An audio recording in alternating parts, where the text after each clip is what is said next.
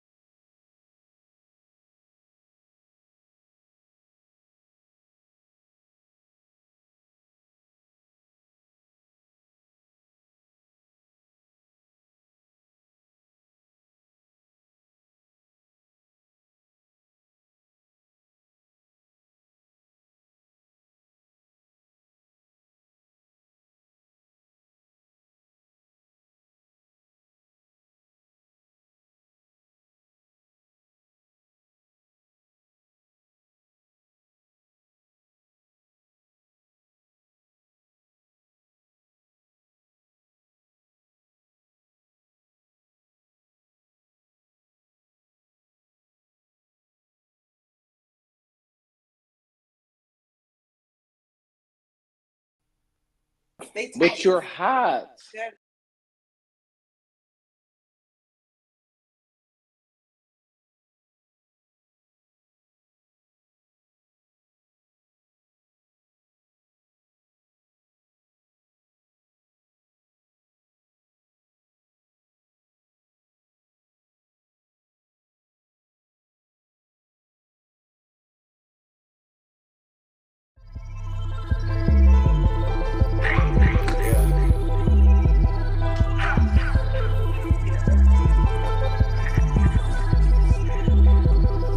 Champs up, shooting shots, they just want me to fade.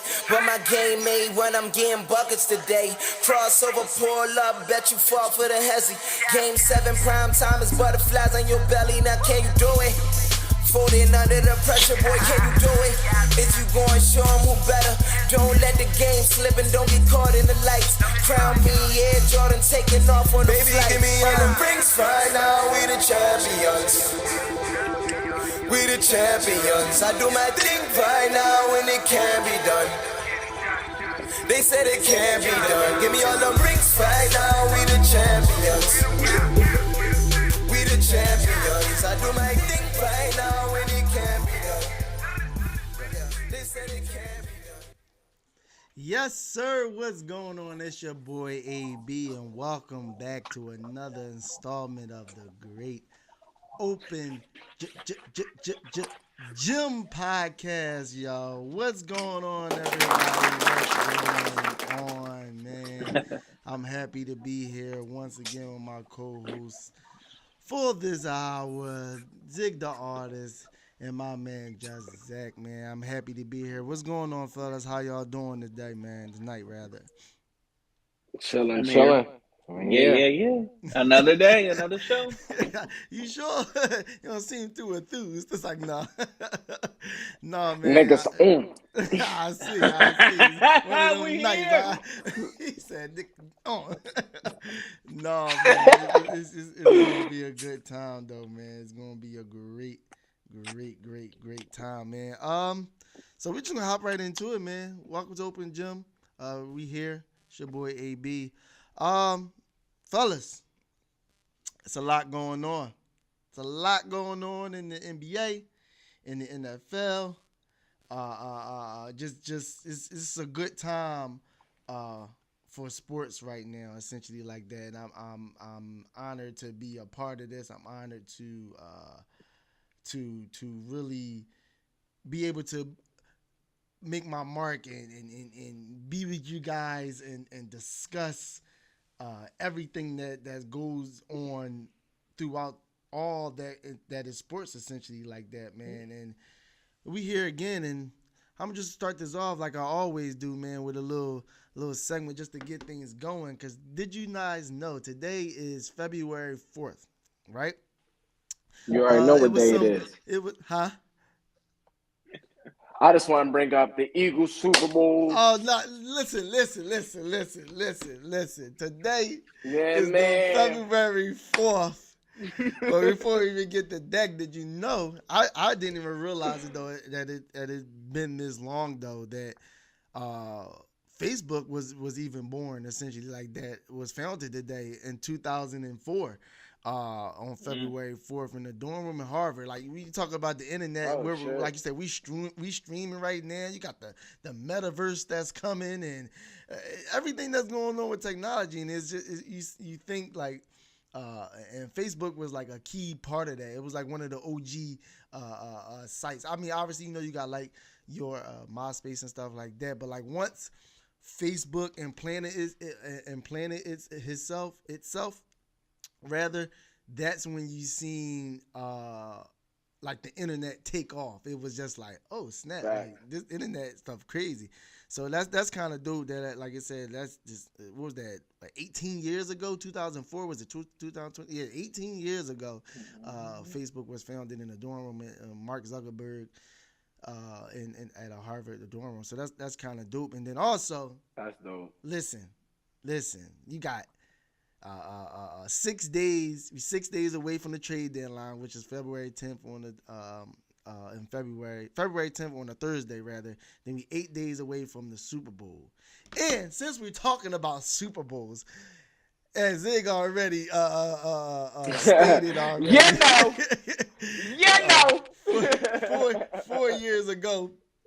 Four years ago today, it'll be the fourth year anniversary of the Eagles Super Bowl, man. I'm an Eagles fan, so y'all at times you're gonna hear about my Birds. My Birds going to get some spotlight and some national attention, essentially like that. But yeah, man, 4 years ago, Super Bowl, man, underdogs. You know how it went, the speech at the parade, Lane Johnson with the dog mask. We were underdogs in every game in the Super Bowl. I mean, in that playoffs against the Vikings, against the Falcons, and obviously against Tom Brady in the Super Bowl. We underdogs in there as well. And we went on to win with our backup quarterback and Nick Foles and Dougie P, our coach, who actually recently today got the job in Jacksonville Jaguars. Yeah, which is actually I do want to say that. Yeah, I do want to say that. Shout out Dougie P, man. I hope he gets a lot of success in Jacksonville. That's a hard team to really build up, but he built us up and got us a Super Bowl in his second year. So shout out to him. Good luck to him. I hope he has the most success. Going forward with that. Yes, sir.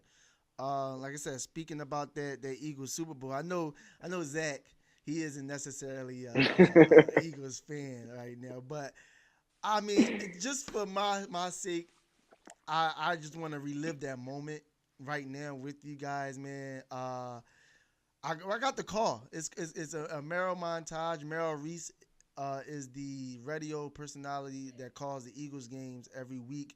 And I got this little video from WIP Sports Network, this audio rather, I should say, man. They did a montage of the whole Super Bowl moment against the Patriots, man. And I just wanna sit here and just relive that moment with you guys, man. Like I said, February 4th is the 4th year anniversary, man. So we're gonna check that out, man. We're gonna be right back with you, man. Let's relive Super Bowl 52, Eagles versus the New England Patriots and Tom Brady and Bill Belichick. Let's go. Welcome to Super Bowl 52. Foles fakes. He's back. He steps up. He is going deep. And it is caught by Alshon Jeffrey for a touchdown. Oh, what a great catch by Alshon Jeffrey. Alshon Jeffrey, a magnifica. He comes right back to Blunt. Blunt across the 20, the 15, the 10, the 5. The train is in the end zone. Unbelievable blocking. Great play call. We knew he was going to be aggressive. He told us that he was going to stay aggressive. He loves this. Foles moves to the right. It goes directly to Clement.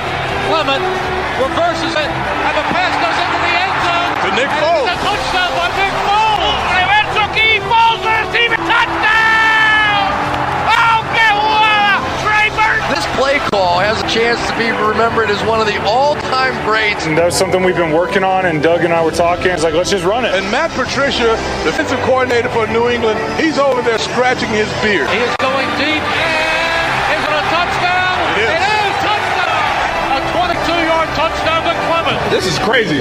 I've been dreaming about this moment, and I can see what it feels like. Looks, fires out in the flat, running with the football, and coming up close to another first down is Aguilar, and he picks it up. Aguilar tonight has stepped up bigger than ever. Back goes Foles, fires, slant, touchdown!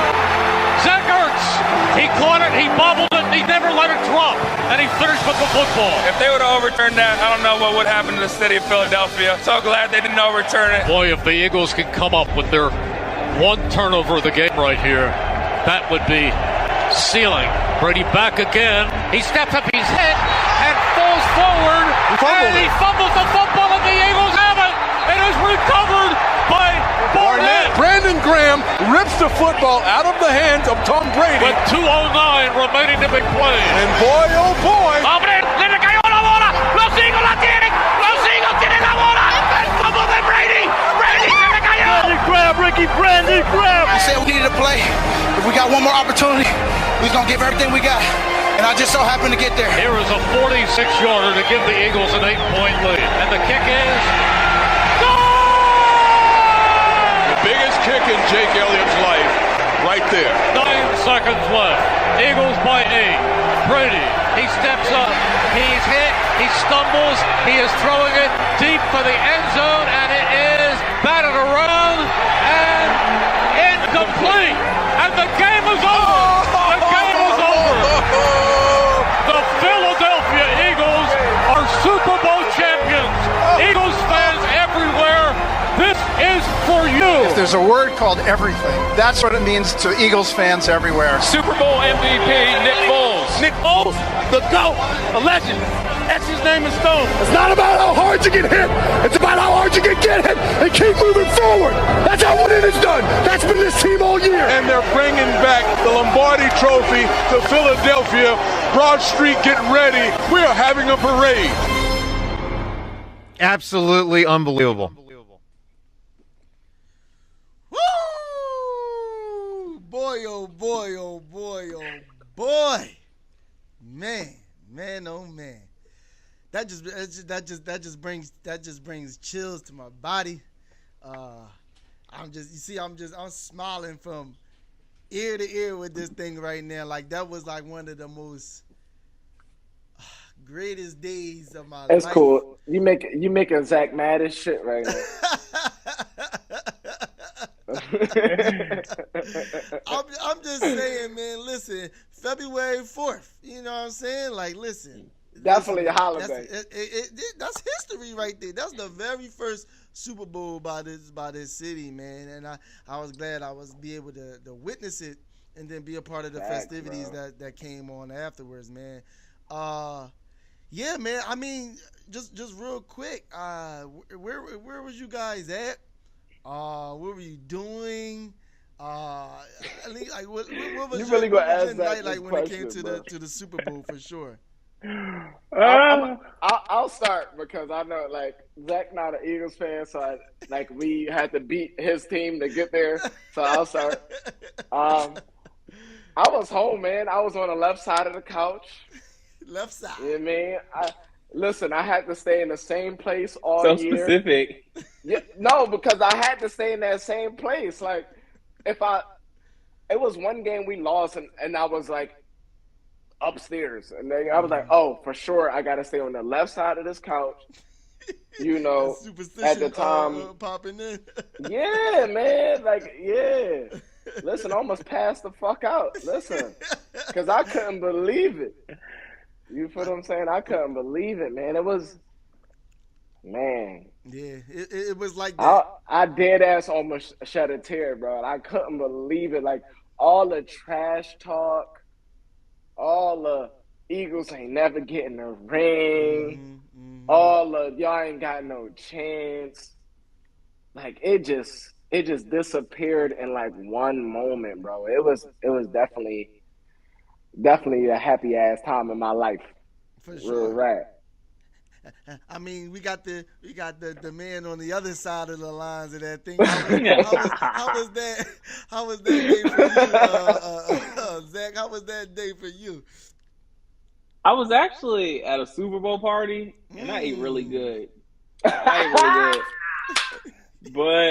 I was rooting for y'all. Don't tell nobody else. But I was rooting for y'all. Like, I still had that Atlanta game in my memory about Tom Brady coming back. But then it was just something about that Nick Foles going down the field and just seeing Tom Brady get hit and just sit on his butt. Like, I was okay with it. Like, I was hurt, but I was like, Vikings losing or Eagles smashing Tom Brady to get a ring. Because I remember that year, North Carolina, that year Donovan took them to the Super Bowl, and y'all didn't score before halftime, and I was like, it's a wrap. But I was happy for that. I was happy for y'all. Y'all deserved that. I felt bad for Carson Wentz, though. Of that, though, right, huh? We talk about the good times. It doesn't matter. The Super Bowl ring, it doesn't matter.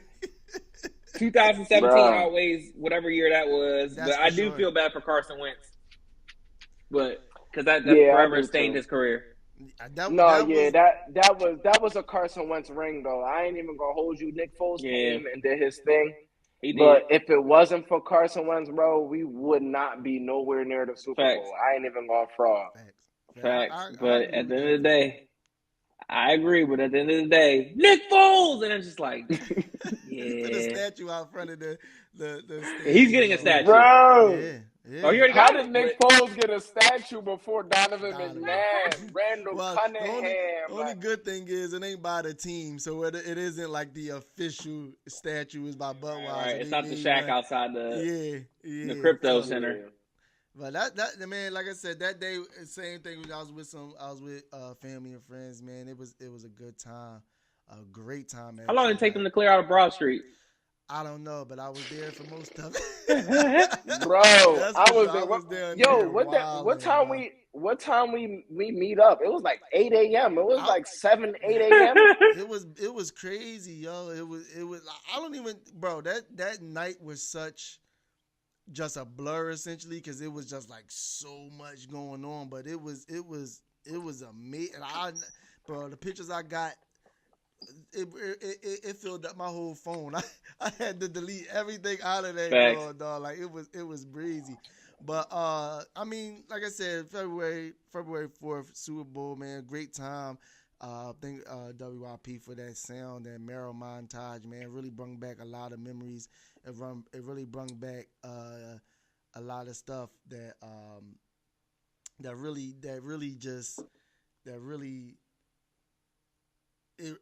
just brought back a lot of just joy, happiness, everything that came along with that joint, man. It was just. Can I say one thing? What's that? Can I say one thing? That was the first time in Philadelphia history that black people and white people got together and nobody fought each other or killed each other, bro. Yeah. Like as a city, bro. Yeah, you talk about Philadelphia of all places. It was 1 million. I think it was like 1.3 million people at the parade. That parade, bro. Yeah. And all we got was a horse that got punched on, and that was it, bro. It was a time, man. Like you said, to be from Philadelphia and to go away with minimum damage, minimum activity, criminal or hurting someone, anything. It was just a happy time for everything. That was the first time I seen the city was at such a calm, such an ease, such a just happy state and everything like that. So it definitely was fun, man. But like I said, everyone that's joined in right now, I thank you guys for joining in. Make sure y'all like, comment, share, subscribe, follow all the pages, the YouTubes, everything, man. Stay up to date. Weekly, we pumping out these episodes for you guys. But we just gonna move on, man. We're talking about the Super Bowl. Who we played in that Super Bowl? You had Tom Brady. We all know. We heard the news. Tom Brady essentially is retired. I mean, obviously, officially, they haven't put in the paperwork yet, the team or him. But he read his little soliloquy on Instagram and everything that he put out there. So we have that. But this was a debate that came up, right? It came up before, but it really like caught fire again once the news of Tom Brady came out, because now you actually can have the conversation about that because he's retired, and now you just have to look back at the past. So I got some videos here I'm gonna play just to set this whole thing up. And those of you who listen on the podcast as well obviously can't see it, so I'm gonna describe. This is Gillie from Philly. On Instagram, he had a post.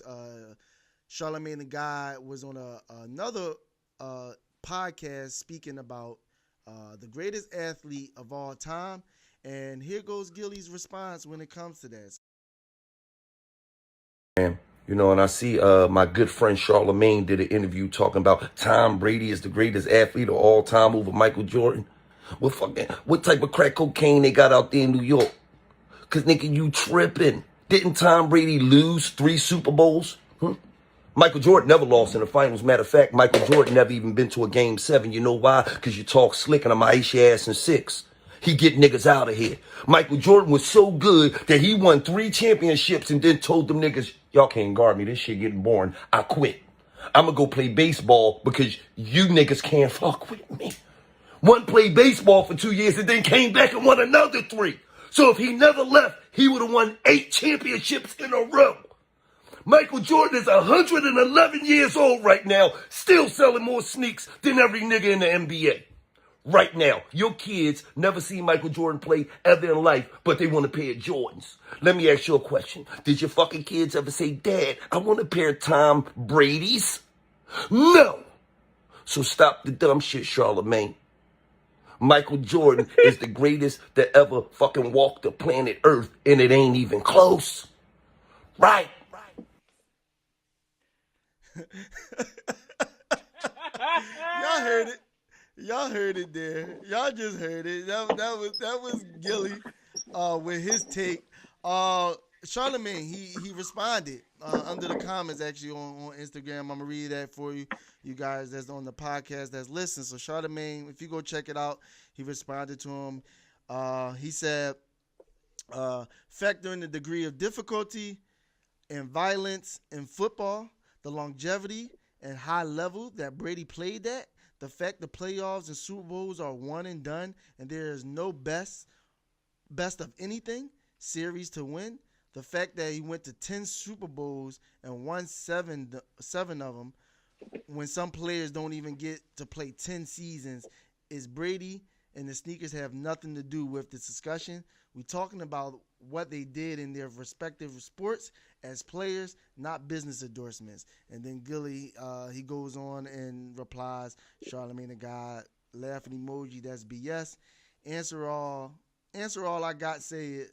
The answer all I got, he messed up. He has a little grammar error that goes over there. But answer all I got to say is basically saying that the song goes, I want to be like Mike, not be like Tom Brady. So that's his response, which I feel like was a little bit of a weak response when it comes to that. But I tend to agree with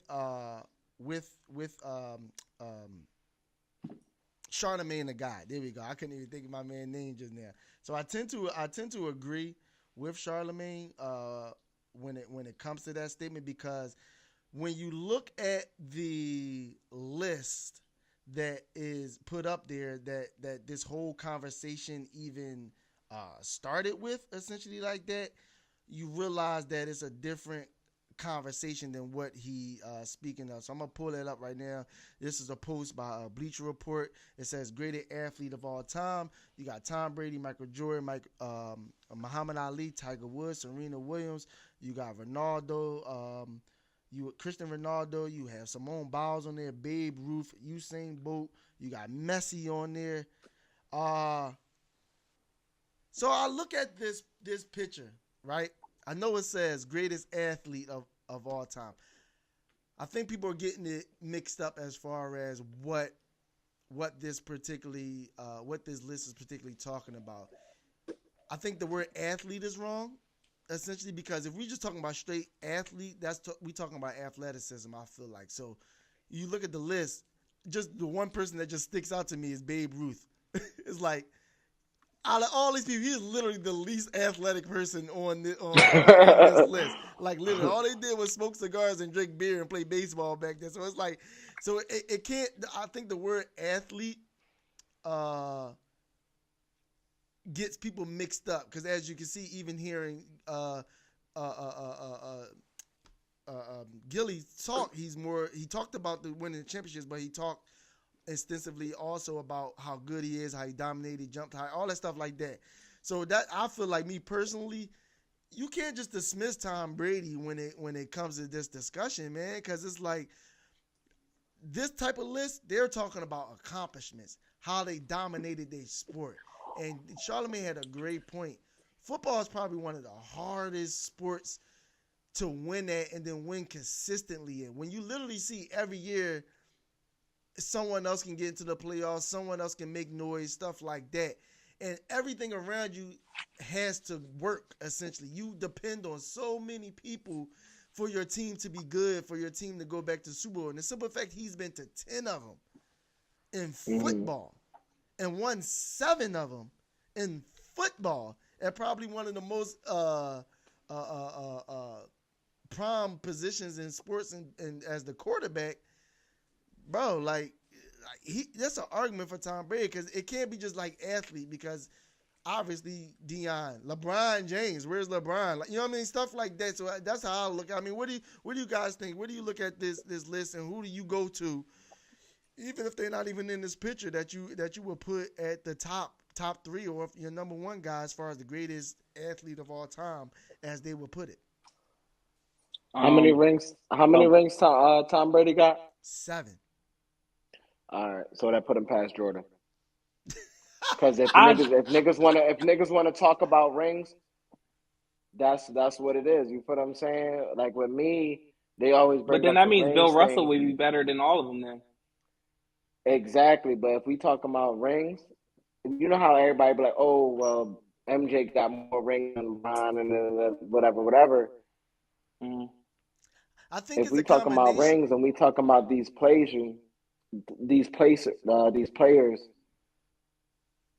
I don't know. Football is really, I think it's like, a combination when it comes to it though, because you have to count the accolades, right? But I think also what goes into the factor of it is as well was the domination aspect of it.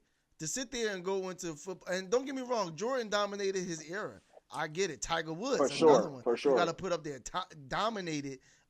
You got to put Serena up there too. Thank you. She got put 22. She got 22 of them things. Who's talking about? 23. 23. But Serena. That's why I wanted y'all to go first, because it's gonna come back to me. That's who I put. She, first of all, when I researched her, overall, we just accomplishments as far as how much she's won 73 total titles. Like, okay, I know we got women, we got the Australia Open. Those are like the Super Bowls of tennis. But the simple fact you won 73 tournaments, and not only win them, you complete domination, which to the point they wanted you to stop. She played while she was pregnant. They wanted you to stop. She wanted her to stop grunting because it looked as a scare tactic, because she played with so much force. She plays with so much passion. Serena Williams, if she carried the brand of Nike for tennis, she's not in your and I'll put her up with Serena Williams. You might can argue Ronaldo and Federer. Serena Williams was better as a woman, better than a lot of the men in there in on the tennis aspect of, because that's how powerful she was. That's how skilled she was when it came to. She can beat them. That's what I'm saying. But see, my thing is, go ahead. No, go ahead. Say what you got to say. I know. We kind of, obviously, from a cultural standpoint, we get caught up in splitting genders or whatever the case may be. Yeah. Serena is going to be my top athlete out of anybody on this picture. That's 23 titles. You play while you were pregnant. You revolutionized and you dominated tennis, both men and women. She's better than any athlete or any tennis player that came through the men's side. Serena and Venus carried tennis for decades. Like, when I grew up, I played tennis. My dad made me play tennis. And he didn't let me watch anybody else but Serena and Venus because of their fundamentals, their details, like the evolution of how they grew. Like, she carried Nike for tennis. Like, obviously the men get more attention because it's just a marketing thing. But she's been dominant. Like, she's been consistent, longevity. I'm sorry, like, no disrespect to Tom Brady. He's the best quarterback that ever played. And it's an argument. It could be anything.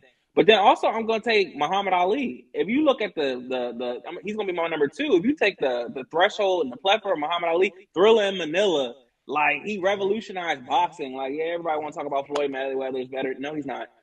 Like, Ali fought everybody in their prime. And I'm not going to take anything from Floyd because he's a master marketer. But Ali fought everybody in his prime. He was escaping the government from going to the World War. He stood up for his rights. If he didn't go to jail, he would have won more titles. Like, he was a holistic athlete. When you look at the definition of what an athlete is a person who is proficient in sports and other forms of physical exercise. So I do agree with Aaron. Like, we just take it straight to athleticism, because Tom Brady did go to 7. He won 7, but you could say LeBron went to 10. Yeah. But he only won 4 out of them, yeah. 6. Yeah. Like, football, yes, it takes a lot of things to go your way. But then also, like, I'm just not willing to say, like, if you're looking at the whole component, like, and it's a close. For me personally, it's Serena. And it is Muhammad Ali. But I just can't take Tom Brady, like, and there's no bias. Like, I used to love Peyton Manning, like, to the core. And my friend was a diehard New England fan. He was like, bro, Tom Brady's better than Peyton. Peyton choked in the clutch. I was like, bro, you're tripping. But then when I really looked at some of them games, I was like, yeah, Peyton choked. Peyton choked, bro. He choked. Yeah. Yeah, trust me, we know all too well with it, even when it comes to like Brian, when he talking about him and down Miami. But I totally agree. Even if she's not even your number one, she got to be in your top three. She has to be. I believe she has to be. Like you said, and then even someone like Tiger, who totally dominated golf. Like, totally dominated it. Like, I'm talking about people didn't even show up to the golf course because they knew Tiger was playing in that tournament that week. So they literally just conceded before they even teed off with the first tee. So it's like, it's crazy that people put so much emphasis on. And don't get me wrong, he was great in his era. He was great all time. We understand it. Right. And again, I'm not necessarily picking Tom Brady. I was more so just speaking to the fact that the way he was just speaking, like, it's just cut and dry just because he won 6. But you gotta understand, these people were down. And then this is another reason why I put like people like Tiger and Serena high on that type of list. We talking about an individual sport. No one else can sit there and do anything for you. It's you against that other person. And like you said, for you to be a single person and to dominate one sport for 10 plus years, that's unbelievable to me. And not be on some up and down. I'm talking about, remember, it was a portion where it's like every tournament Serena went into, she was leaving out there joint with a win, man. So definitely, like, this conversation is definitely, you can pick and choose and you can break it down, get the numbers and stuff like that. But I'm a heavy believer in individual sports, even like Muhammad Ali. Like it's just you and that guy in that ring. No one knows. No one else can save you when that guy in that ring. It ain't let me tag my man and he'll fight you for the next 2 rounds. Let me get my breath, and then I come back. And after that whole like time, that. So it's like that's the type of stuff you gotta think about when it comes to that. And I do believe they do gloss over the simple fact that she was a woman. But if you really watch Serena play, man, she's a beast, bro. Played like she's a beast. Amazing, she is my favorite. Please look her up. Yeah, YouTube, we have the internet access. Watch King Richard. Please look that lady up and just see how dominant she was in her area, man. What's up, Zig? Anything else? What y'all got? No. I was gonna say she is my number one athlete. Now I agree like 100% with Zach. Like, dog, it's 23 chips. Yeah, 23. Like, that's crazy. And I think what comes into play is because she's a woman. Of course. I think what comes into play because she's a black woman, because, they're going to downplay everything that they got to downplay. 23 Grand Slams. My bad, y'all. 23 Grand Slams. No, but that's chips. That count as chips. Yeah, 23. That count as chips, bro. Yeah, that count as chips. Yeah, those and are chips. It's just like, and I will put Ali might be second, and it's not because of his record. It's the fact of what was going on around his generation. Yes. What he had to deal with. Who he had to fight. On top, who he had to fight. and not just in the ring, you feel what I'm saying? And not just in the ring. It's so much that Ali did for our culture as a whole. Like, you feel what I'm saying? It's tight. Like, I'm not discrediting anyone. Like, you feel what I'm saying? Because, like, a Super Bowl is really crazy. It's very, very like, you feel what I'm saying? And an NBA championship to dominate how Jordan did is really crazy. But, like, shout out to my Detroit Pistons for getting them right. But like you said, like, the individual sport, man, I'm going to give it to Serena, man. I love Serena. She the only reason why I'll sit there and watch tennis. If it's not her playing, I'm not watching tennis. And it ain't even just us because we black. That was the world. Like, that was the world. Like, they gather around their TVs because Serena, just like Tiger, because Serena and Tiger was playing. Like, that was the world. Right, and it's like, she's the reason why I watch Coco Golf, why I watch Naomi Osaka. Like, she's the reason why I keep watching tennis. All legacies off of Serena. Exactly. And Venus. She made it possible. Well, we're gonna keep segue. We like I said, we was talking about Tom Brady. We was in the NFL. We was talking sports, and I thank everybody for tapping in. Wherever you at, Twitter, YouTube, Instagram, wherever you at right now. I appreciate you guys. Make sure y'all just like, share, comment, follow, subscribe, whatever you're doing. Just make sure you stay tapped in with us, Open Gym. We're gonna move on. Like you said, we was in the NFL talking about Tom Brady. We're gonna move on. Hit a touchy subject that everyone should know about by now. Former head coach of the Miami Dolphins, named Brian Flores. He was out here. He's suing the NFL, fellas. He's suing the NFL. He's suing the Broncos. He's suing the Giants. He feels like he was. Well, just to give everyone just some background, essentially, the NFL created a rule called the Rooney Rule, and the reason for that was to make owners make sure they at least interview a minority candidate, essentially like that. He feels like he didn't get a fair share. He said even John Elway and the Broncos, they showed up drunk to his interview.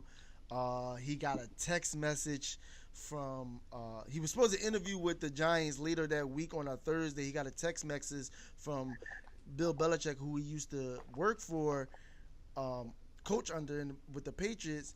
Text him saying, "Hey man, heard you got the job. Congratulations." And he's basically on some like, wait, like, are you really sending this to me? Like, 'cause I don't even interview until Thursday. And Bill Belichick goes, "Oh damn, my bad, bro. that's not this not for you. That was for Brian Daboll, who is the coach of the New York Giants right now. Brian Daboll is. So he's suing NFL for discrimination. He feels like he was profiled and just already just put a stigma on him because he was black, and they really didn't give him a fair shot at really becoming a head coach for them. Just putting some notes up there, like I said. Another thing came out as well that he was exploiting the simple fact that the Dolphins owner Stephen Ross offered him $100,000 to start losing games as well while he was down there. So not only am I in an organization that want me, I'm doing well because all he did was win while he was down there.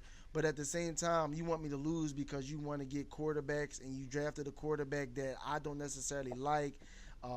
With a text message for Bill Belichick, like I said before, the Giants already had their coach pick before he even came in the interview. It's a lot that went on when it comes to this story, when it comes to Brian Flores, that I really just wanted to talk to you guys about and really get your guys' thoughts on how you feel about it. Was it really something that is it something there, essentially? Does he have a case? Does he really have something to fight for, essentially, like that? So, I mean, I'm going to start with you, Zach. Let me know. What do you feel? How do you feel about this particular situation? Is he right? Is he wrong? Is he going to win? Do you think he really have a case? Things like that. Like, let me know how you feel. There's a reason why the Dolphins haven't won a championship since 1973. And there's a reason why they haven't been to the playoffs since 2016. Because it is dumb stuff that they do. I feel bad for Coach Flores because he does have a point where there's smoke, there's fire. But unfortunately, when you have 30-plus white majority owners, I mean, the other two technically do fall into the Caucasian, but they're not. But they're going to identify whatever. But he has a point, but they're going to sweep it under the rug. Even if he delivers his message, he pretty much, if I'm not mistaken, he had a tweet saying, I've been gifted with God's gifted me with the gifts of being able to coach, but he's not basically going to take a bribe off of that or whatever the case may be. So he has a point. Does he have a case? I'm not saying that I believe that he is 100% telling the truth, but when a majority of your ownership is Caucasian and then your commissioner is conservative and has no spine and does whatever he wants and is a doormat to all the owners, I don't see it going far. So I feel bad for Coach Flores because he's using his integrity. But when you have a system in place like the NFL, no free longevity. It gets tricky because, like you said, we talking about the NFL here, essentially like that. And we know how they operate. We know how they move. But like you said, I would say this though. I know you said you don't know if he'll win or anything like that. I don't think now if he'll win money. I'm sorry, but he's never gonna coach again. Oh, he's never gonna coach again. That's for sure. When you do something like this, you go up against the big guys. That is definitely gonna be hard for him to get a job. Again, I hope I'm wrong that he does coach again. For sure. But I don't think so. For sure. Without one single doubt, I hope this man coaches again. But as far as winning or not, I don't think he would have took it this far if he didn't think he had a real case or real evidence that he can at least present and get things on. Whether he win or not, that's different because, we talking about money. We talking about the NFL. They got lawyers, lawyers when it comes to that. Zig, man, how do you feel about this when it comes to this whole situation with Brian Flores? Just talk about it, man. Just talk about it. I appreciate his confidence. I appreciate his bravery of doing this because, like y'all said, he's never going to coach again. He's never going to coach again. What I don't like is that the other black coaches are now coming out such as a Hugh Jackson. This did happen. Where was this when it was going on? You feel what I'm saying? It takes somebody else to step forward for you to step forward. It's a crazy situation. I pray he does coach again, but then again, it's just when you fighting for I hope something, he wins. That's it doesn't that doesn't even beat. matter. Yeah. You feel what I'm saying? I want him to get his bread. I want him to get his justice. And at the same time, it's just I don't know, man. It's crazy because how do we fix it? We can't. Okay. We can't fix it. I think we can't fix it, bro. That's if how I'm being honest. Go ahead. I don't want to say we can't. I don't think we won't. I think we won't because the reality is all the top black superstars sit out for a year. Pockets is hurt, but it's a catch-22 because some are worried. Some of the people are worried about their families, which is completely understandable. Everybody's not the best money when it comes to money management, financial longevity, how to pivot after you get out the NFL. And then they worry about their teammates who just made the team. And if you sit out, they're going to get cut. So it's tough, but the reality is if a Russell Wilson's not going to do it, but if a Russell Wilson sits out, if a Lamar Jackson sits out, if people in pivotal areas sit out, owners will listen. But I understand why they can't do it. Sure. Yep.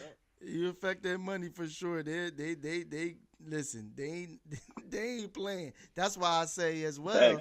This particular situation is going to hurt them as well, like you said, as far as with a job and everything. Because now it is hurting their money because the day and time that we live in today, the cancer society and things of that nature like that. The NFL is going to take heed to it. I mean, look at John Elway. He came out basically saying he completely lied. He trying to kill my character. I wasn't drunk. I took a red eye essentially there, so I was just tired getting off the plane. X, Y, Z stuff like that. Sure, Johnny. So it's Johnny. Right. Again, something needs to happen. I'm not sure what can happen when it comes to the NFL and getting this right because the simple fact that there's only one African American coach even coaching in the NFL right now is unbelievable. Out of 32 teams, bro. Right. The Reverend Mike Tomlin. Then that's it. And I mean, the Rooneys, they essentially they real about this. They literally had 3 coaches in their whole existence of the Steelers. That's just what they do. But you have these candidates out here. I know Byron Leftwich basically stepped down from taking the Jaguars job. That's how Doug Peterson got it. But still, the simple fact it took this long with him, Eric Bieniemy, we all know when it comes to him, Deuce Staley had to leave the Eagles to go to the Lions to try to switch it up, try to get a new situation, stuff like that. So Jim Caldwell, who had a winning record, the last winning record with the Lions. Exactly, and they fired him the year after. So it's like it's unfair, and the only time you see a black coach in power, a black man in as a head coach is a situation like a David Culley in Houston, Texas, where it's like, all right, we stink, so we just need somebody to be here until we ready to build back up and make moves and do different things like that. So it sucks. Something needs to happen. I'm not sure how we can fix it, because you can't force a company to essentially to do something that they don't want to do. Right. Essentially like that. So you can't do that. So it's definitely heartbreaking. And I hope he win. I really do. I really do, because like it's time out for just the same old stuff when it comes to that. So I thank you guys for your thoughts when it comes to that. So we're just gonna take a little break, just a little 30-second little break.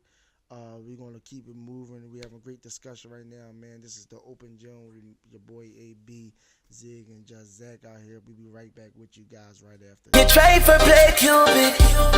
You act like I'm stupid. You act up, you ruthless. So why would you do this? Can you look good, sexy body when you wind up?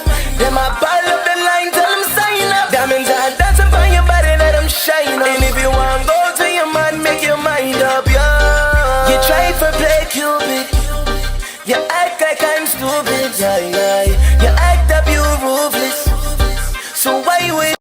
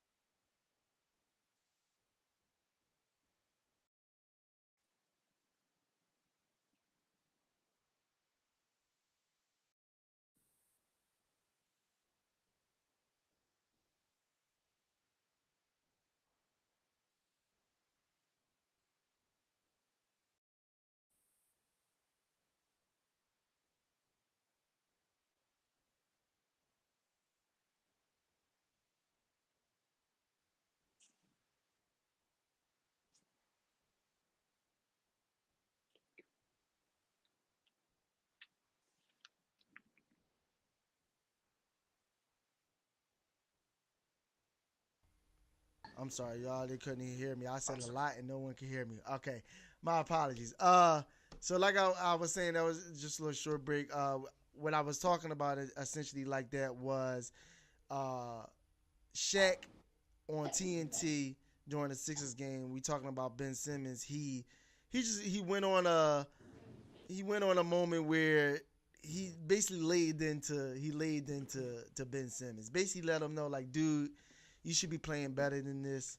Dude, like, it should be it should be way more that you're doing and more that you're displaying for the Sixers. And then also, why are you sitting now? Basically just mentioning him shouldn't be sitting out. Basically also letting them know, like, dude, be here for your guy, Joel Embiid, and stuff like that. So he said all that on TV, and then it's crazy, though, but Ben Simmons, this was on the big podcast with Shaq, and Ben Simmons actually DM'd Shaq about his comments on NBA TNT that day, and it was it was crazy that he even did something like that. So I'm gonna dive into that a little bit more. I'm gonna show this video right here. You listen to the podcast. This is Shaq on the Big Podcast talking about Ben the One Simmons. Talking about Ben Simmons. So last week on Inside the NBA, Shaquille went viral for talking about Ben Simmons. Let me tell you why I'm pissed off. Magic paved the way for Mike. They wasn't making no money. Mike paved the way for me to get all that bread I was getting. I paved the way for Garnett. Ben Simmons messing the money up.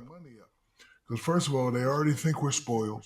They already think we don't deserve it. You're making $40 million, and the only reason why you're not playing is because your coach called you out.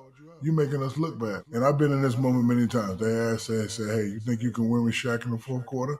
And all my coaches said he got to step up and knock him down. They all said that. I didn't go, man, I got 38. I missed 12 free throws. Yo, trade me, get rid of me. He acting like a baby. So he kind of got in my DM and said some things, and I said some things back. What'd he say? I can't do that. He said some things. No, I can't do that. Last week. So wait, Ben Simmons DM'd you after he heard what you said last week? Yeah. All I said is you leaving your man out there, you need to play. That's all I said. Okay. And he said some things, but I'm not going to elaborate what he said because that's not cool. He was mad. Mad at you?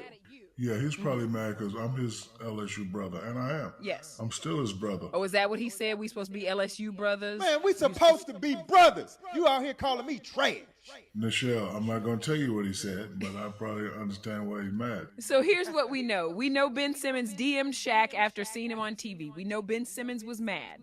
We know Shaq came back and said, you leaving your brother out there, you need to play. So I can deduce within that, what Ben said to you was either, it's not my fault, and you don't know what you're talking about. Yes, exactly like that. So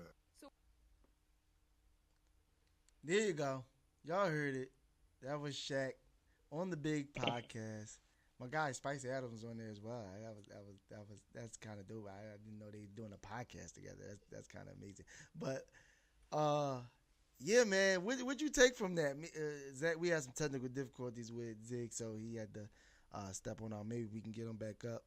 If not, we just gonna keep rocking out. My man Zach is here. We gonna finish this pod out, and we gonna definitely have a good time. So yeah, Zach, man, it was a lot said in that. It was a lot that was mentioned in that. I'll get to what I thought. But we're hearing those things and knowing what was previously said by Shaq, and then hearing these things that he said was going on in his DMs that been hit him up. What do you think about that?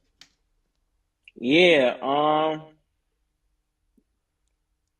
think I hear Zig trying to hop back on the feed. I hear you, bro. Go ahead. I get him in there if he can tap him in. All right. I'm gonna go while we tap Zig back in, but I side with Shaq. Like, I don't understand why. I mean, I get it. It can be frustrating, but it's like we talked about earlier. When Muhammad Ali was an athlete, he was dealing with real life and trying to stay alive, trying to stay out of jail, trying to not go to Vietnam. And you mad because Doc Rivers was asked, can we win with you? And he basically was like, I don't know. And what did you like? That's a raw emotion right after losing to the Hawks. Like, what do right you after want him the game to say? I think one of those games he scored less than 9 points, but that's neither here nor there. But I'm on Shaq's side. Like, Shaq ain't lie. He ain't tell no lie whatsoever. Ben Simmons, I'm not gonna say he's soft, but like, he's being selfish, and you are making too. He said, "I'm gonna say it," but you're making too much. Like, he need to play, and then to be honest, he's sinking his trade value. He's making the Sixers look bad. And there's been plenty of seasons with Ben Simmons and Joel Embiid. There was one season, the year y'all lost. I mean, you couldn't control that. But the year, can y'all hear me? My fault. Go ahead, finish up. Yeah, the year when Toronto won, that Philly could have easily won a championship that year. Without a doubt. And I thought that even, let's say Klay doesn't go down, let's say KD gets hurt, even with that lineup, I still thought that the Sixers had the best matchups for them defensively and offensively, because wasn't nobody on the Golden State going to do anything with Joel Embiid. If Ben Simmons was aggressive, wasn't nobody going to do nothing with him. Granted, you got to guard Klay and all that, but that's neither here nor there. But to answer your question, remember they got hurt. That was the same year that they got hurt. So yeah, that's what I'm saying. I'm saying like even if they didn't get hurt, I still think y'all would have matched up well. But I agree with Shaq. Ben Simmons need to get over it. I can't wait till he gets traded because I'm tired of talking about him. And I'm just like bro, come on. You scored 2 points in one game against the Hawks, bro, and you're mad because your coach said that he didn't know if he could win with you. I'm done. Zig, it's all you. I'm done. I mean, go ahead. Yeah, if you got something, go ahead, Zig. Or you need the video again? You need to hear what Shaq said? I don't know. Finish it, but you need to hear what Shaq said, or are you good? You need no, I'm good. All right, go ahead. What you got good. to say? Y'all know I fuck with Ben Simmons, man. I'm a Ben Simmons supporter. I just don't support what he's doing now because it's dragged out so long. But as far as what Shaq said, I mean, I don't know how to explain it. I really feel like Ben Simmons is going to go to another team. And what we see in Ben Simmons, as far as like the summer league and what's going on, like him shooting and doing everything what the Sixers asked him for. So I think he's going to do that with another team. He's just going to pop out and just start snapping. I mean, start balling. I don't know if I can even believe that though, man. But like you said though, Shaq is doing nothing wrong other than speaking the truth everything that we always said. He used to kill Joel Embiid a lot. He need to be in the post. He need to dominate. He need to do this and do that. And what Joel Embiid did, I'm not saying it was because of Shaq and Charles, but Joel Embiid know where he was deficient at and what he needed to do to get better. He didn't sit there and say, "Oh, it's everyone else. It's not me. It's everyone else." When everyone was saying he was out of shape, when everyone was saying he can't stay healthy, when everyone was saying he needed to dominate in the post, he needed to stop shooting threes. Yes, he still does those things, but he got better at them now. He went and said, "You know what? I'm gonna show you guys I can do this thing. I'm gonna show you guys that I am gonna take heed to what y'all said. I am 7'2". I am 270 pounds, and I should dominate in the post at times when I know I have mismatches and things of that nature like that." So for him to sit there, DM that man because he upset because he went on national TV and did his job. That's one thing. Did his job. Thank you. It ain't like he was just some attack. Like they asked him to assess it, and he talked about it. And then this what got me in that interview. He sat there and said that Ben Simmons basically mentioned that how do you do this to your LSU brother. That's the thing that sent me through the roof. Yeah, that DM shit kind of weak. I ain't like that. LSU Drake like brother. Yeah. You went there for 1 year. You didn't want to go to college. Period. And he didn't want to play in the NIT though. He didn't want to play in the NIT because you didn't make the. He went to LSU to hide because he wanted to go straight to NBA, but he couldn't because of the rules of college going into the NBA. So don't try to hit him with the my LSU brother. We gotta stick together. No, you ain't no LSU. No, you barely played, and then when you got a chance to cement your legacy, even though it might have been in the NIT, people still use that to get better, to play against better competitions, to win something. You sit there and tell your school, no. Basically, the NIT is the You had a documentary of your life going to college, not going to the pros. You had a documentary out about going to college, yo, going to college. Like that's let you know where his mindset and where his thinking goes to. And you say you don't want to call them soft.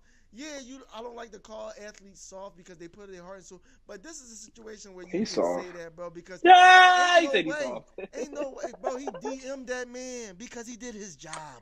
He DM'd him. You know what I'm gonna say? He saw. Come on. You know what I'm gonna say though? The real winners out of this situation is Joel Embiid, because realistically, I forgot what comment it was. I think it was during training camp, where he said, "I'm not worried about my brothers I'm not worried about the people who aren't here. I'm worried about my brothers who's going to play." Yes. And then I ain't gonna lie, there were some seasons where it took them some time to gel because of injuries, but Joel Embiid low-key wanted to be able to show that he can carry the team without Ben Simmons. Would they coexist better together? Absolutely. But then you also know who the real winner is? Rich Paul. Because it don't matter if Ben not playing or not, he's still getting that check. Getting that money. Well, first of all, Rich Paul already got paid.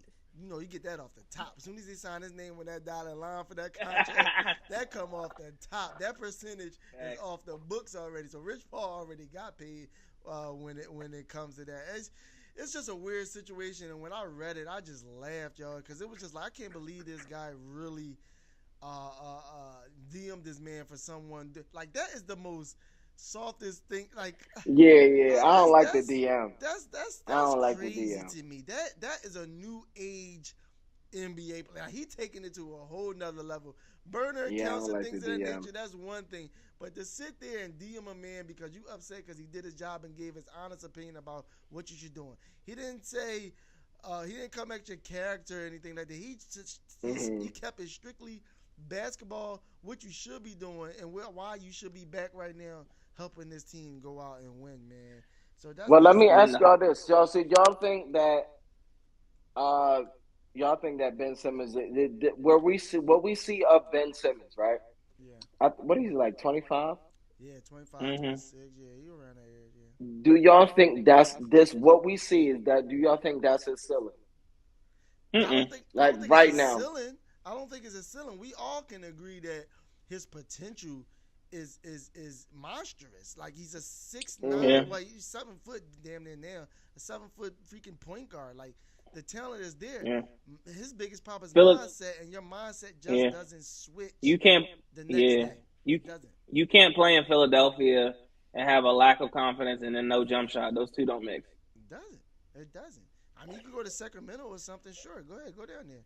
Go try it out, man. You know what I mean? Like, okay, let me ask y'all this though. Like, so since we all like talking about the Sixers, what do you think? Well, see me. I think the biggest mistake the Sixers made was letting go Jimmy Butler.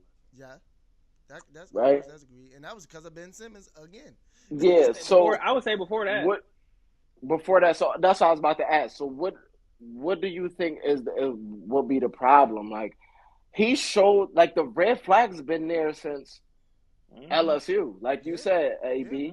Like, he's talking about going to college. Like, he didn't even want to play in the NIT in college. So basically, what I'm asking is, where do y'all think the biggest mistake was as far as the Sixers going forward with all of that? Because they basically, in a sense, they chose Ben Simmons over Jimmy Butler. To me, I mean, it's a lot of different factors. Yeah. It's not just one thing. But if we just gonna talk about that one, let's just take it just the last 5 years, because that what you're speaking about is within that span. Yeah. Initially, I liked the move for Jimmy Butler, not too much Tobias Harris, because remember he came the same year as well. No, I hate Tobias Harris, man. It went wrong when it spiraled after the Jimmy Butler thing, essentially, like that, because at the time you still had Brett Brown that was still here, and they just actively just put you just lost Colangelo, not lost, but fired Colangelo and things of that nature like that. So you brung those guys in. I mean, you had those guys there, and you brung in Brand.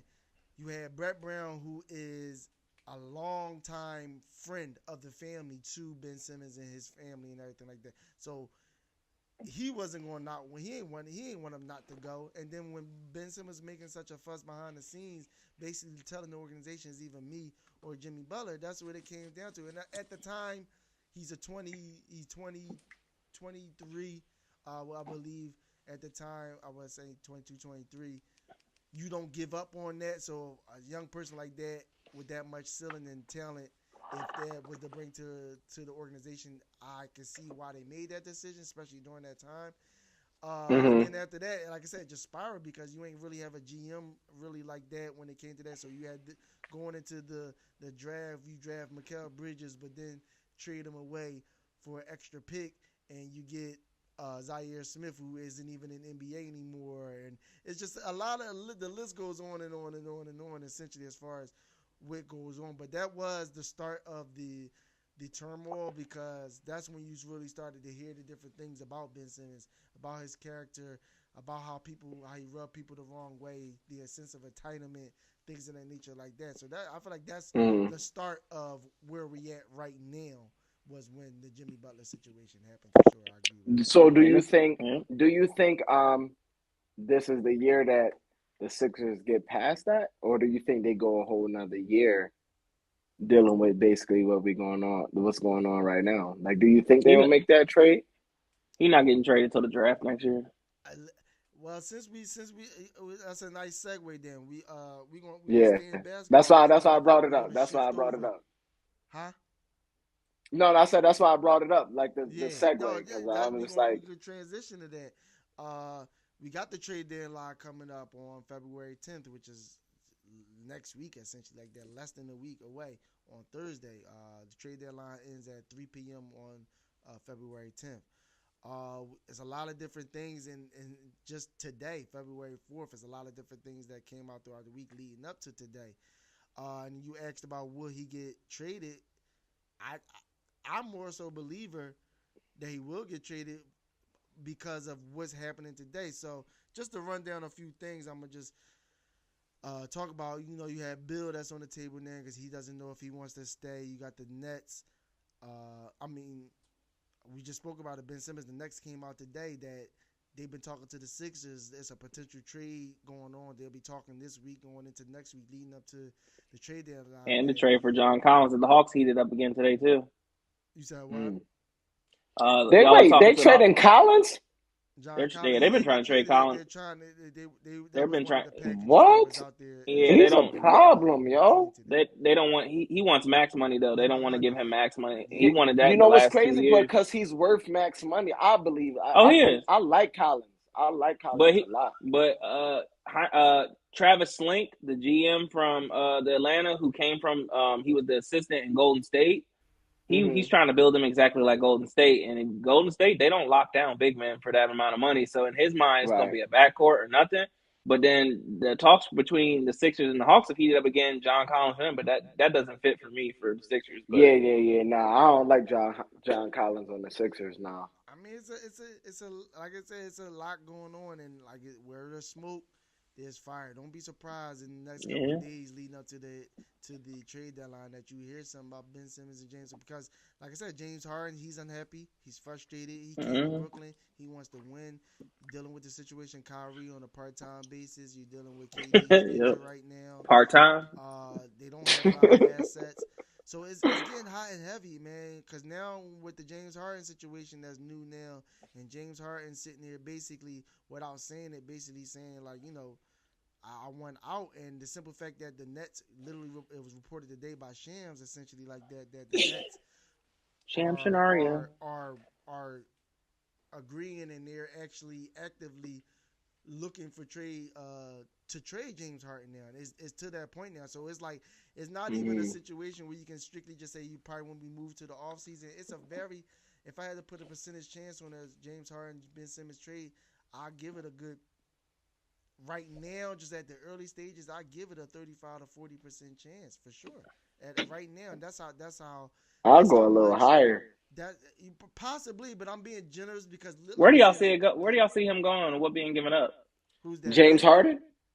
No, Ben Simmons. Where do you see him going, and then what is the other team gonna give up? Corey wants James Harden. That is his guy. Yeah. I spoke to this with people before, like even in Houston, like Daryl Morey was the first GM to literally like give James Harden everything. So he has an allegiance with that guy. So I really believe it is either Sixers or nothing at all, essentially, like that. So my question to you is who is Daryl Morey under? No one. What do you mean? Like, who's his supervisor? Like, who is he over? He's the president of the Sixers. Yeah. No. Over him, owner. Josh Harris. Is Josh Harris the owner? Is the owner, right? And the owner. And what is his comments been on getting rid of Ben Simmons? Like, how does he, like, you know what I'm saying? If you really pay attention to his trajectory and how he feels, he inserts himself every here and there. He's not like a Jerry Jones by any chance, though. Not at all. But I just don't see Yes, Daryl Morey does want James Harden, and there's a pledge of allegiance to him to a certain extent. But Sean Marks is also not an idiot. But I just feel like the whole Ben Simmons situation is so ran down, and it's so like it's detrimental to the team. So it's to the point where, like we either trading Ben Simmons, right, or we're not getting nobody at all. Like we're just gonna stay exactly where we are.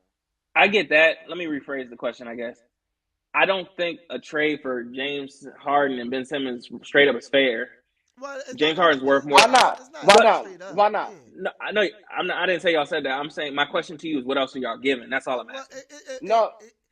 And this is what I'm gonna say. This I'm gonna let you go, Zig. I'm gonna preface because I'm gonna give y'all some information because literally today, right before this pod even started, it's so much that came out that I'm still reading different things and stuff right now as we speak. So just to lay out different things, and maybe you can get a clearer picture of what's going on and why.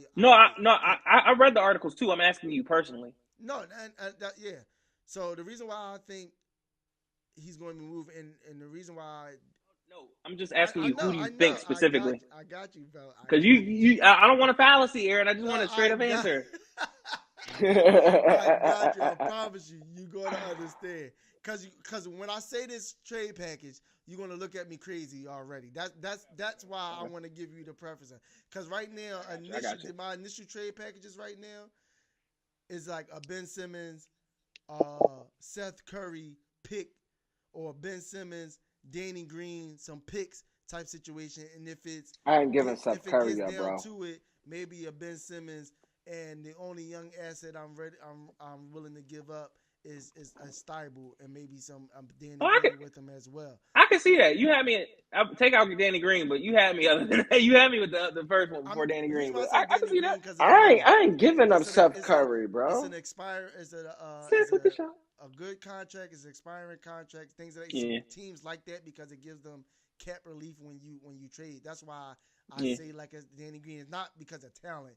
That's just more so of making the money match, making the trade work, and making it appealing to the other team to take him because Danny Green won't be there long, and the little $15 million that he has is going to be off their books sooner than later. Which we all know the Nets need money because they don't have any picks or players essentially like that right now. And the reason why I even brought that up, that we can possibly not even lose some of the young guys because even today, soon as the James Harden information came out about him, not him, but the Nets and the Sixers actually in discussions on trying to build a framework around a Ben Simmons, James Harden trade. The people who was initially there in the beginning, like the Kings, like the Blazers, teams like that, now they're like, damn, oh man, wait, they're about to get James Harden. Wait a minute, literally, Shams reported this. I want to say 5 minutes after the James Harden tweet that he put out. The Kings talk about, they're ready to revisit Ben Simmons and Tobias trade now because that was the sticking point last time. We wanted to add Tobias to get him off the books, take that 180 off the books, give me some young players. Yeah, fuck that nigga. Now they sitting there talking about, we'll take him now. Yeah, we'll take him now. Now you want him because now you see that, and I feel like that plays a part because the Nets they don't have a lot. Like I said, no picks. No players that they can really give up. So it's minimal. So James Harden is like the key thing and maybe another player or something like that. So that's something that Daryl Morey can probably play around with because he's like, listen, we need X, Y, and Z because the Kings just said they'll take Ben and Tobias off our hands and give us Halliburton, this person, that person, 3 first-round picks, X, Y, Z. A lot of things we can get out of this. So they can go back to them and be like, hey, man, this is what we're going to give you for James Harden. Take it or leave it. I know it ain't that cut and dry, but I'm just saying that's a scenario that can actually present itself because they can also go back and tell the Nets, listen, the Kings are literally ready to give us everybody. Buddy Hield, Halliburton, Bagley, 3 first-round picks. We give y'all the benefit of doubt. Give us James Harden and let's say Benbury, just to get another wing defender in here or something like that. And we give you Ben Simmons and Danny Green in a first rounder. You know what I'm saying? Something like that I can see happening when it comes to that. But like I said, push come to shove, The only untouchables on this Sixer team is Joel, Hans, Embiid, and Tyrese Maxey for me. That's about it. So anybody else, man? Yeah, I saw Tyrese Maxey name in a couple articles with the trade too, though. Yeah, but fuck that. But right after, literally yesterday, I wish I still had it because I would even play it for you right now. Literally yesterday, it was reported on WIP. I actually tweeted it and put it on Instagram. If y'all follow me at as you see it on the screen, only 1AB __. On WIP Sports Radio. Nice plug, bro. John Calipari, the head coach of Kentucky Wildcats, was interviewing on the show. He's close friends with Doc Rivers, and obviously Tyrese Maxey used to play for Kentucky. And literally, straight out of his mouth, word for word, y'all can go check it out. He said, he asked Doc straight up, tell me this isn't true. Tell me these trade packages with Tyrese Maxey and Ben Simmons isn't true. And he said Doc Rivers flat out told him, you have nothing to worry about. He ain't going nowhere. He ain't going. Yeah. I don't. That might be some play because that's his coach, his old coach. It might be even a situation where the Sixers told him to go say that just to get the other teams to think that he's not movable and make them up their trades when it comes to that. But still, for him to be comfortable enough to say that, and you don't hear no reports from the Sixers denying it. Doc Rivers never came out after that saying anything that he never told him that or anything like that. Because usually when someone says something on the behalf of someone else, you're gonna get that text message. You're gonna get that statement. You're gonna get that retraction from them. So it's a lot that going through. This is definitely a situation where there's smoke, there's fire, and at this point, if you connect the dots, it's not even just smoke anymore, man. It's I see a little flame over there. I smell the wood burning, Jig. I smell the smoke around the corner. I wouldn't trade Maxey though, man. I don't care what they trying to offer. Imagine James and Maxey together. You know what I'm saying? Like that. You got now Maxey can go to the 2 guard, even though he can play point as well. They can alternate that situation and stuff like that. I mean, so the trade deadline is definitely going to be. I mean, I forgot to even mention it was actually a trade today. It was actually a trade today, which is crazy. And I wanted to get a quick thoughts on this because I know the time was well spent. I appreciate you guys for joining in, chatting with us on the OpenGym Podcast, and on our YouTube and our social media channels. Just quick, I mean, let me know what you think about it. What do you think the Blazers are doing with this move? But the Blazers, they went on and traded Norman Powell, who they just traded for last year, and signed after last year, and Robert Covington for a trade with the main piece of it being Eric Bledsoe from the Clippers. And there's a young player in Kenyon. I can't even think of that man, but the first name is Kenyon, and also Justice Winslow. So Justice Winslow, the young man Kenyon, a second-round pick, Eric Bledsoe for Norman Powell and Robert Covington. But I don't know, like, if we visited this before, but I think in our early episodes, I always said that the Blazers should just blow it up. I feel as though they should go their separate ways. I feel as though Dame should go his separate ways as well. So that's how I view this trade. It's just the start of everything that's about to happen. I just don't like the whole thing. Oh, Dame, I want to go to the West. Man, just go to a winning team. Right. That's another thing. And go get your ring. Yeah. Like, you feel what I'm saying? Like, bro, you done proved everything. Nobody questioning your heart. Nobody questioning your play. Nobody questioning your legacy. Go get your ring. Like, you feel what I'm saying? But go to the East. Like, that's the easiest way to, go get your thing. But I feel as though for the Blazers, I think this is a smart move. Just going forward. I think I'm on record. If I'm not on record, I'm going to go on record right now and saying this is the best way to go, because I always said that just blow up the team. It's not working. Like, you know what I'm saying? Like, I agree that Dame is one of the best players in the league, but it's just not working. It's just time. Yeah. What you think? Yeah, I agree. Yeah, I mean, I agree. It's time to blow it up. We'll know if they're really trying to blow it up once we see if they're trying to trade Nurkic and then if CJ McCollum goes, but it leaves Chauncey Billups out to dry. But it's about time. But I think they are starting the process. No pun intended. Y'all, that's literally the instant reaction that I got when I seen that trade, because the best player in that whole trade is Norman Powell. Norman Powell is only 27 years old, 28 years old. He baller. He a baller too. He's 6'2", the 3-and-D. 6'3", 3-and-D, long arms, and you just gave this man away for Eric Bledsoe on an expiring contract. Justice Winslow, who was on 10-day contracts, another expiring contract, and then a rookie, and then a second-round pick. This ain't football where you can find talent in the second round. After the first 10 picks, it's a crapshoot after that, essentially, like that, if you find anything great after the first 10 picks.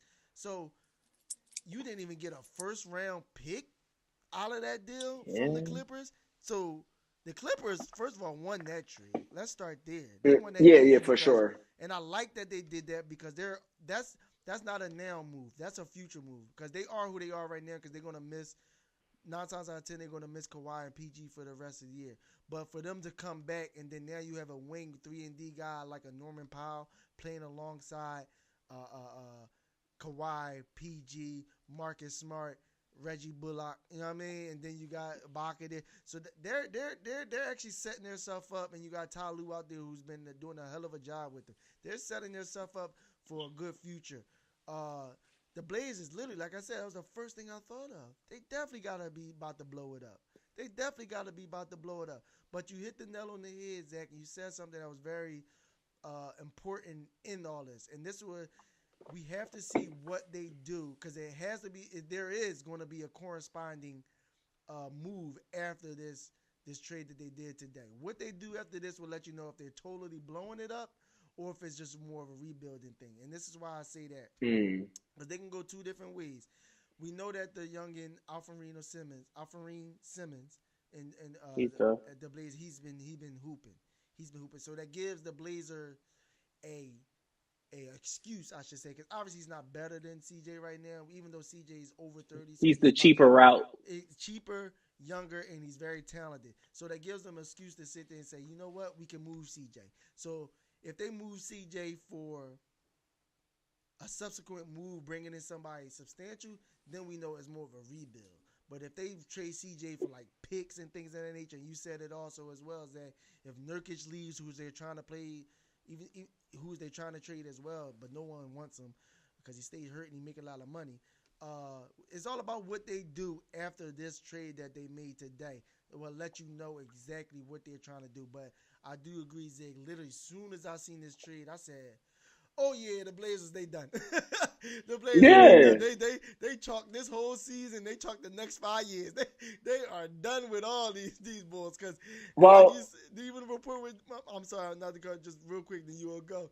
You mentioned it, the report that came out with Dame. Talk about, all right, well, if I do get traded, just keep me on the West. So he even understands that it's a possibility this whole Blazers team is going to be totally different next year. Go ahead. Yeah. No, I was just going to say, I know Dame is getting surgery, right? If I'm not mistaken. Yeah, he getting it done. So he's pretty much out for the year.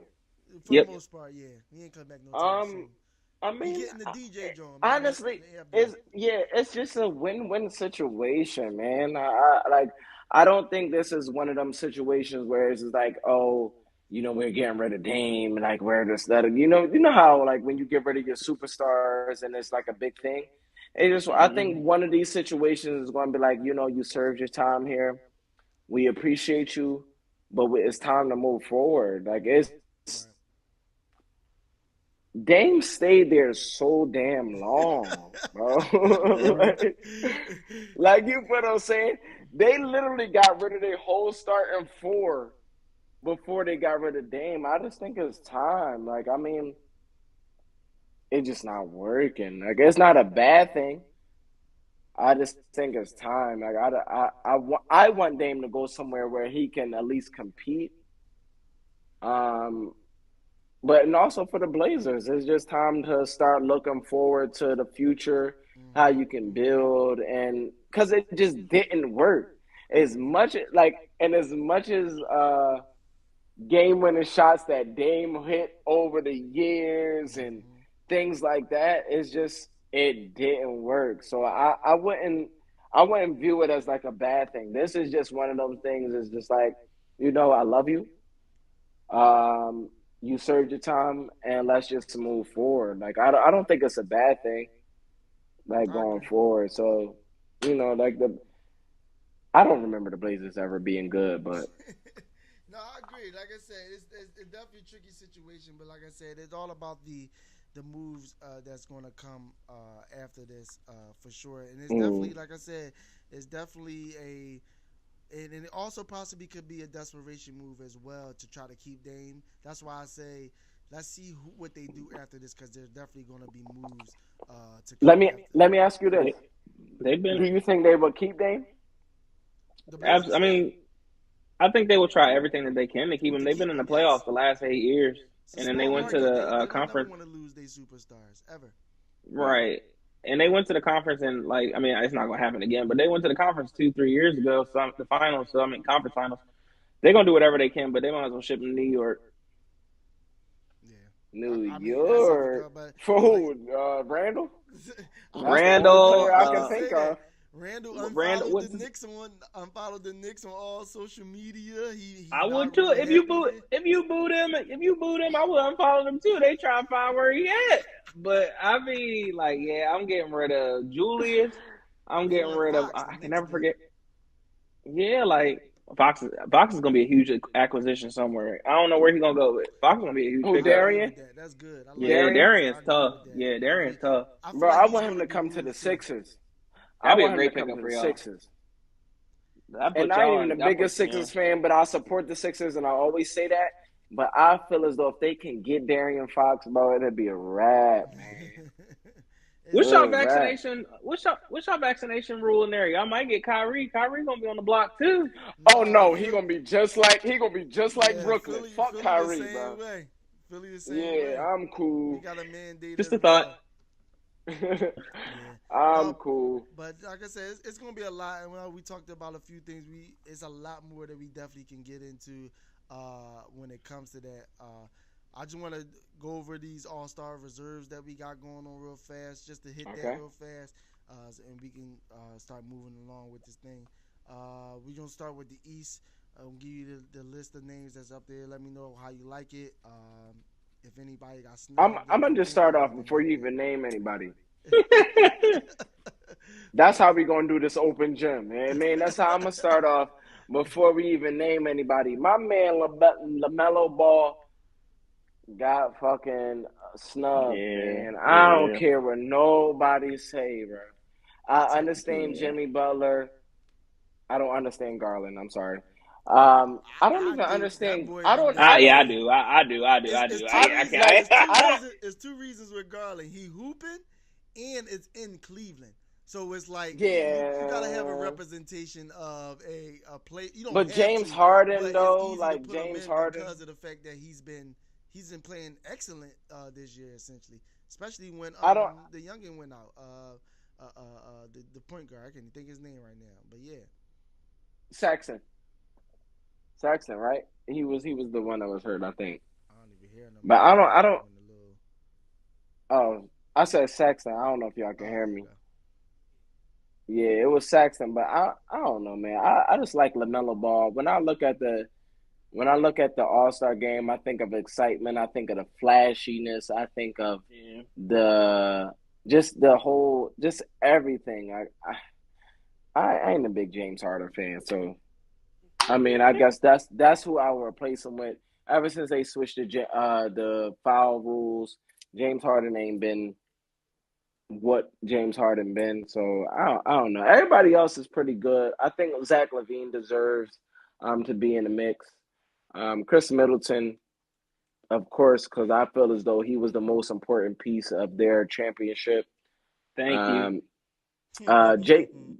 Jason Tatum is one of my favorite players. I I want him to be better, but it's the Celtics, so I don't really know. And Fred VanVleet, bro, like he low-key, he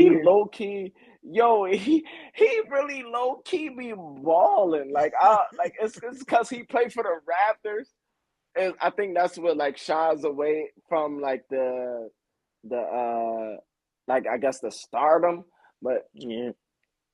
VanVleet be balling, so I can't say nothing about that. But I would take don't kill me, y'all. I would take James Harden out and put LaMelo Ball in. Oh, I agree with you. James Harden off of Melo? I'll take his ass out in a heartbeat. Absolutely. Yeah. I don't want somebody that wants to get traded every fucking week. We have an argument. James Harden came on a little late with his good play. So, but you're probably right. Essentially, overall though, because but we know how this game is. It's all about the It's all about the glitz and the glamour, essentially like that and stuff like that. Yeah. What about you, Zach? How you like everything? And is it good for you or snubbed or what? I don't want to say the word snub. You hear me? Yeah. Okay, we can hear you. You good? I don't want to hear the words. I don't want to say the word snub, but I would have liked to have seen LaMelo in that jump. But when I look at all the starters, I mean the reserves, I'm not mad. I would have pulled James Harden out in a heartbeat because you complained to get out of Houston. You got out of Houston. You complained, but you was overweight from trying to petition to get out of Houston. Then you was fat when you came to Brooklyn. Then you got hurt. Now you don't like Brooklyn. LaMelo is leading they just. I'm frustrated. I would like LaMelo, but I'm not gonna say snub. I can understand all the reserves, but if I had to pick, James Harden would have been in this year. I mean, I'm not mad at it. And for everyone that's on the listening to the podcast, if you don't know, the Eastern All-Star reserves were released today as well. We have Jimmy Butler, Darius Garland, James Harden, Zach LaVine, Chris Middleton, Jason Tatum, and Fred VanVleet. All right. So, I mean, I can see the LaMelo Ball aspect that you guys are speaking about. I won't necessarily disagree. Who I would take off, it's probably a couple people. Like I said, you could do a Darius Garland. You can do a James Harden. Jimmy been snapping. Zach snap. Yeah, Jimmy snapping. Chris Middleton is possibly someone that can move too because he missed a lot of time early on as well, though. But that's Jason true. Tatum, wasn't the best early on, but he's been playing great now as well. So definitely some good names here though. So I'm not mad at it though. And then you still might get LaMelo Ball because we all know with the East, Kevin Durant is the captain and he's injured. So they gotta replace that number. So you might get a LaMelo Ball being replaced in there when it comes to that. So you definitely got that. All right, we're gonna move on. We're gonna keep on moving. We're gonna move over to the West side. I'm gonna pull that up. So the West side, we have NBA Western All-Star reserves. We have Devin Booker, Luka Doncic, Rudy Gobert, Draymond Green, Donovan Mitchell, Chris Paul, and Karl Anthony Towns. Big cat Carl in the building. You hear me? What you guys think of that? How you like it, and just quickly, if anybody else you would just put in the place of someone else. I'm good with the West. Yeah, I'm good with the West. I think these are the players. Last week we were talking about the players that should have been starting. I think these are all the players that we were talking about. Devin Booker and Luka, especially. Those are the two players that I think me and Zach were talking about of subbing in with the starters. I'm good with the West. I have zero problem with the West. Just looking at it, me myself,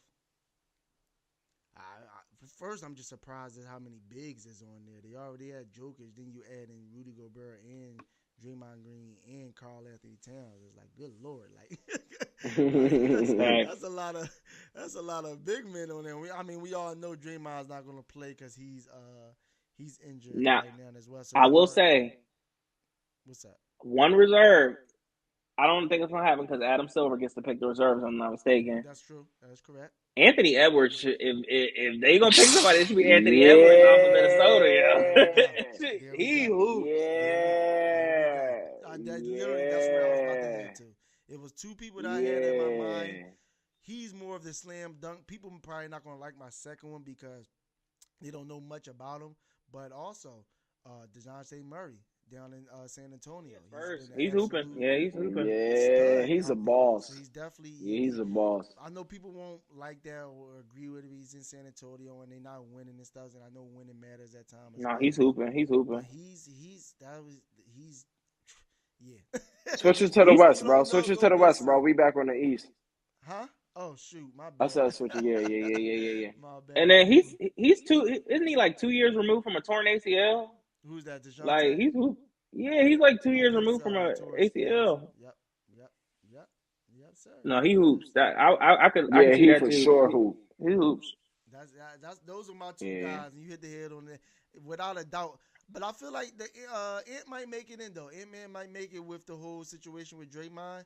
I mean, they got 17 bigs anyway, so they can use another. they can use another wing for sure though. So they not missing anything whatsoever though. So that I like that. I like those takes. I kind of agree with. You know what's crazy though? I would want to say though. Just looking at the All-Stars, man, we need to get back to All-Stars in the dunk contest and the 3-point shootouts and stuff like that. Hey. I'm one of them fans that appreciate the dunk contest and appreciate the 3-point contest. Now it's just like people we never really heard about. Like you know whose fault that is? You know, I'm not even gonna say it. I ain't even gonna say it. You know when that happened. You know when that stuff started. Of course it's LeBron's fault. No, it is. Everything. No. I listen. I actually agree with Zach. It is LeBron's fault. He was the last. And I don't really blame him.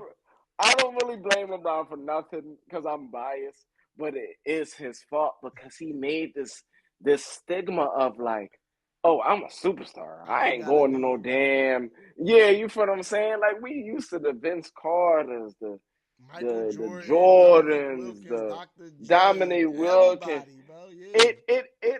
Bro, out of everything, like I love you, LeBron, but this is your fault why we don't have these superstars, bro. Like I'm serious though. Like it is his fault, bro. I 100% agree, man. But we need to get back to that. But it's exciting.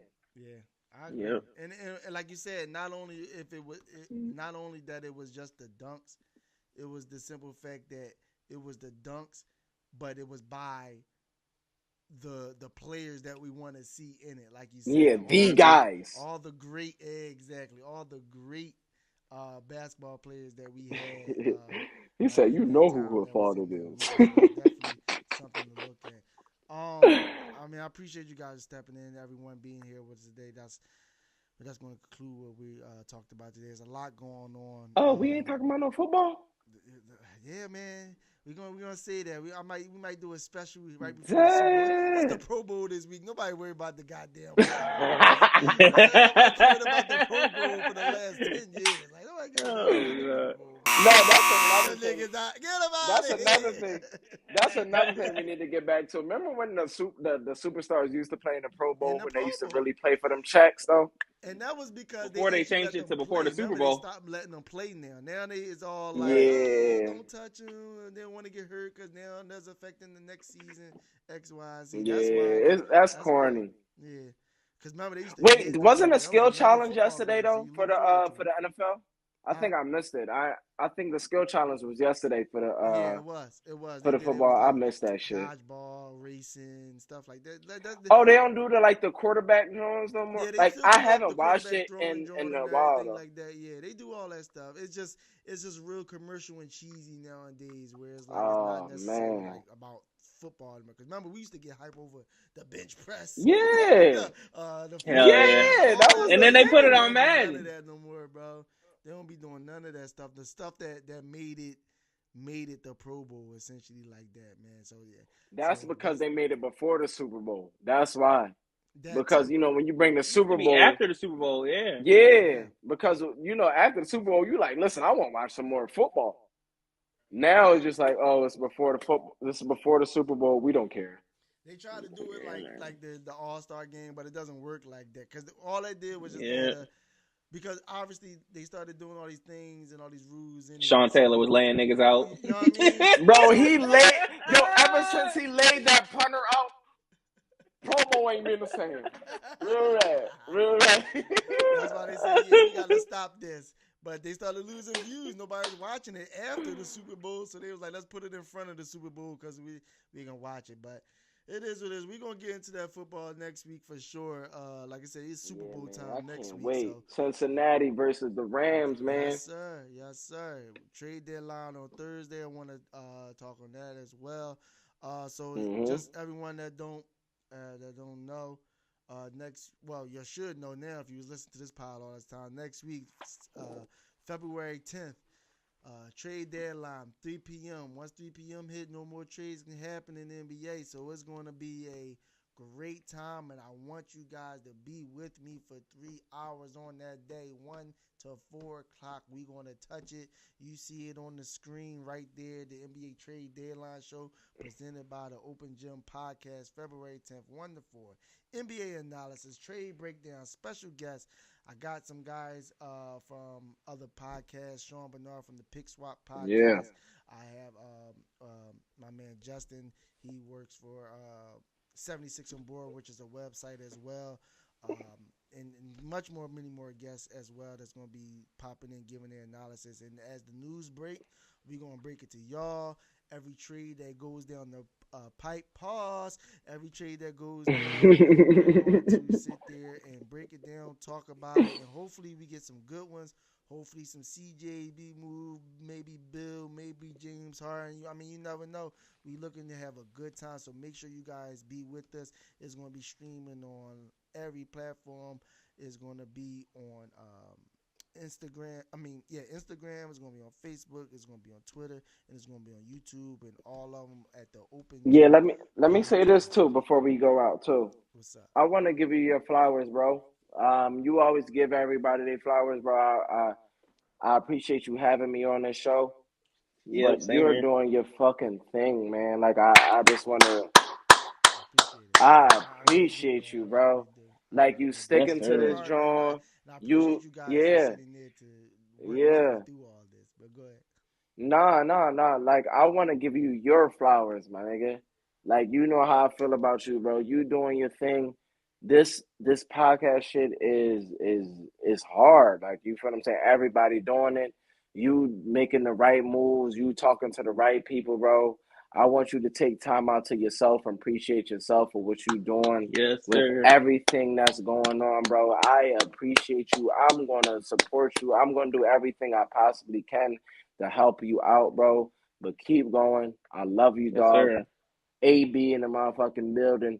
I want to say this. Fuck that. Congrats, man. Yes, sir. Yeah. Congrats. Congrats, boy. I do appreciate it though, for sure. I really do, man. I'm just trying to, take something and move with it and really just make something out of it and just give people what they want, essentially, like that. Just talking sports, bring it in a way where it's entertaining, fun, and just having a good time, spending time with us and talking about it. This is going to be big, bro. Next week, be with us. We're going to be talking about it. Trade time. Also, if you didn't know as well, you can take the OpenGym Podcast on the road with you now as well, man. We streaming live not live, but now we podcasting everywhere on Spotify and Apple Podcasts. Yes, that's what I'm talking about, bro. Bro, man. Just you can take us with us. You can always push it on rewind and tap in and have fun with us, though, man. So that's all I got for you guys this week, man. Again, it's your boy AB, your neighborhood sports guy, man. We got my guy Zig, the artist, you already know, man. And we in here. My man Zach, man. I love y'all. Appreciate you for having me. Can't wait to do yes, this sir, man. Again and again, and just make memories, make make everything, whatever needs to be done, man. Nah, this joint gonna be super, bro. Top, if you ain't hear from nobody else, bro, it's your boy AB, and this is the Open Gym, and I'ma holler at you guys. Peace. Yes, sir. Yeah.